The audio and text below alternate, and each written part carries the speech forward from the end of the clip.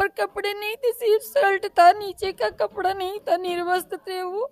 ये शेर थे, इसीलिए उन्होंने हमारे शेर को पिंजरे में कर दिया। जैसे उनको निर्वस्त्र किया गया वैसे उनको भी निर्वस्त्र करके पूरे गांव में घुमाने के बाद उनको एक सिगरेट का है और एक बोतल है। उसके बाद जब हमारे बब्बर शेर को मार दिया गया तो हमारा कोई हित नहीं है। अनुराग पंडित की हत्या हुए 24 घंटे बीत चुके हैं, लेकिन अभी तक कोई अपराधी सलाखों के पीछे नहीं है। परिवार वाले बार बार यही कह रहे हैं कि जिस प्रकार से हमारे भाई, हमारे बेटे अनुराग की हत्या हुई है, कहीं ना कहीं इसके पीछे की कोई बड़ी रणनीति थी, पहले से साजिश किया जा रहा था और मौका पाते ही उनके साथ घात कर दिया गया है। बहनें हैं, उनकी भाभी जी, इनसे भी बातचीत करते हैं। आखिरी बार जब वो घर से जा रहे थे क्या कुछ बातचीत हुई है? बातचीत कुछ नहीं हुई थी, बस एक परमेश यादव करके आए थे उनके साथ।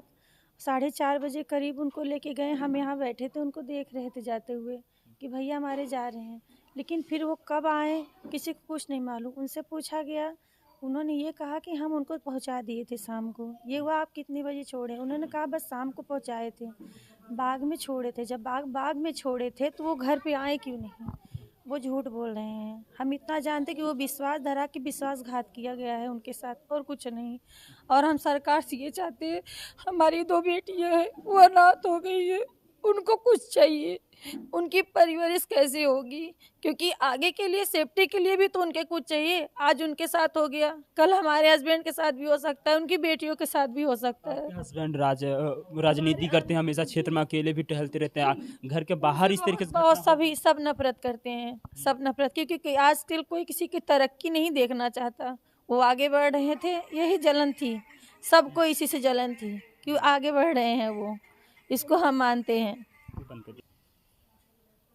आपके देवर जब बाहर निकले थे, रोजाना की बात उसी टाइम घूमने टहलने के लिए जाया? जैसे जाते थे वैसे ही गए। सब यही सोच रहे थे हमारे भैया भी आ जाएंगे, लेकिन जब रात हुई 9 बजे अपनी वाइफ से बात किए, उन्होंने कहा, वो भी आवाज़ उनकी बहुत लड़बड़ा रही थी, बहुत अटक के बोल रहे थे, लेकिन वो समझ नहीं पाई। बाद में उसने पूछा कि आप कहाँ हो? उसने बताया कि हम गाँव में हैं, अभी आ जाते हैं। फिर उसके बाद वो 5 मिनट बाद बोली, भाभी मुझे कुछ शक हुआ कि कहीं उनके पास कोई है तो नहीं। जब 5 मिनट बाद हमने फ़ोन लगाया, भाभी फ़ोन नहीं रिसीव हुआ। तब जब 9:30 बजा तो ये हुआ कि अभी तक वो आए क्यों नहीं गांव से। यानी आप लोग फ़ोन लगाते हैं कि घर आ जाइए, खाना पीना खाने का टाइम हो गया है, वो कहते हैं मैं 5 मिनट 10 मिनट में पहुंच रहा हूं, आप फिर से कॉल बैक करना शुरू कर देती है, फ़ोन ही नहीं उठता? नहीं उठता, उसके बाद फ़ोन नहीं उठता। फिर हम लोग लगातार फ़ोन लगा रहे हैं। जब रात के 10:30 बज गए, ये हुआ अब भी फ़ोन नहीं उठा रहा है। अगर साइलेंट भी होगा मोबाइल तो अब तो देखना चाहिए उनको मोबाइल, लेकिन वो नहीं रिसीव किए फ़ोन। ये हुआ कि हो सकता है कि मोबाइल कोई और हाथ में लिया हो, या तो कहीं थाने